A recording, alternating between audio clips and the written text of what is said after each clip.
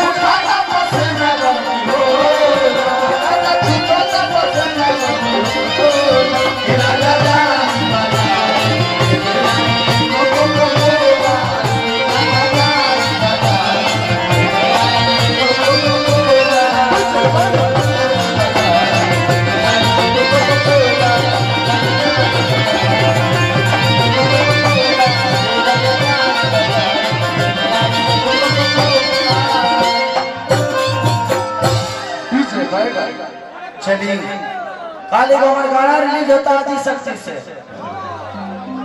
ओकर का होई पता नहीं है। आप लोग का प्यार उसको मिलना चाहिए। ब्रांडेड भक्त जो लोग गाना सुन ले भगवान माननीय अखिलेश कश्यप जी की कंपनी का अन्नपूर्णा फिल्म एक इनका गाना आया है अन्नपूर्णा फिल्म से। अगर आप उसको सुनने के 100 मिलियन अगर कर देंगे तो मुझे फॉर्च्यूनर गिफ्ट करने वाले आएंगे।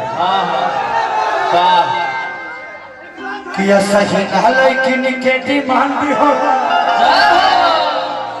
हई छपरा के लइका बरा अगर जल्दी से 100 मिलियन हो गए तो फॉर्च्यूनर गिफ्ट करने वाले हैं मुझे। जल्दी हो जाएगा एकदम भाई एक दिन में कम से कम 200 बार सुना लो भैया काहे के पैसा देता है आपका प्यार ही हमारे लिए बहुत है। सिपाही चाचा एक के बार दे दी सब दे दी हाँ एक के बार सब दे दी वाह धन्यवाद। चलिए सिपाही भैया की तरफ से बहुत पुरस्कार बा आशीर्वाद पे सभी थैंक यू सो मच। थोड़ा सा आप लोग साइड कीजिए। देखिए इस दरवाजे पे मैं जिस दरवाजे पे आया हूं मेरे जीवन में बहुत सारे गाने मिले लेकिन जब भाई मेरे लिए लिखते हैं और ये लिखने की वजह से प्यार बढ़ा लेकिन आज मुझे लगता है मेरे लिए नहीं भी लिखेंगे तो कोई मतलब नहीं क्योंकि इमोशन और ये मोहब्बत अब दिल से जुड़ा है। लेकिन 4 गाना और लिखा हुआ मैं गाया हूं शायद आप लोग सुनेंगे तो अद्भुत होगा। केहू वायरल कर दिया दोसर उठा के ला दिया जब हमारे में जो है तो कह सकी चोर हो ऐसे आने के बाद ही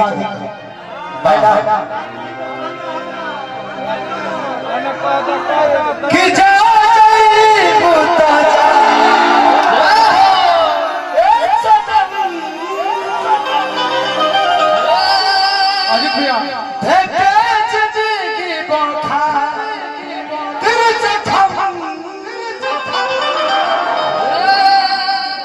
कि जानी सोचा हमारा बारे में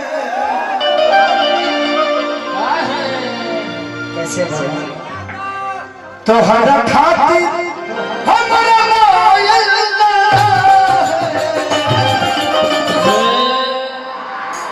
चलिए हमारे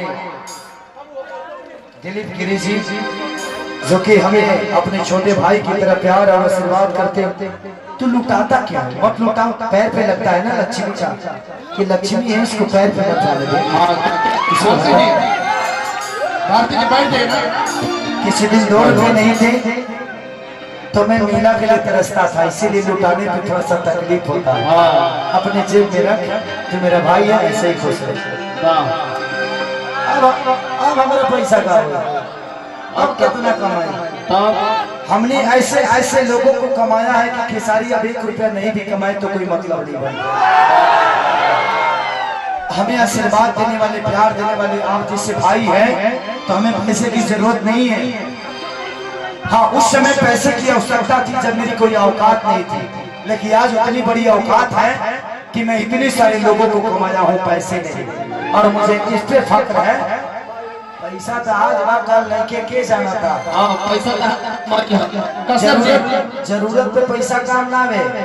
अगर हमारे बाबूजी की तबीयत खराब हो जाओ ना तो खेसरिया बम्बे बा, लेकिन वह सबसे मोहब्बत बना तो एक बार लाई बा के बोल दे कि हमारा पापा की तबीयत खराब बा, तो शायद पैसा से ज्यादा भीड़ लग रही है।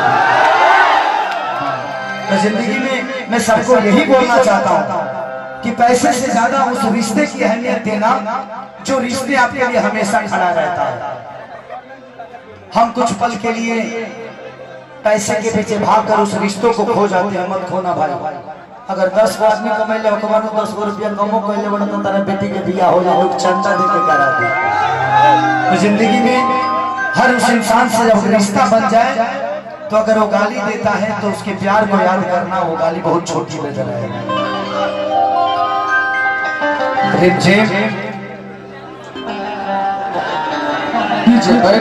हम आपके बहुत बड़े फैन हैं। अच्छा सर,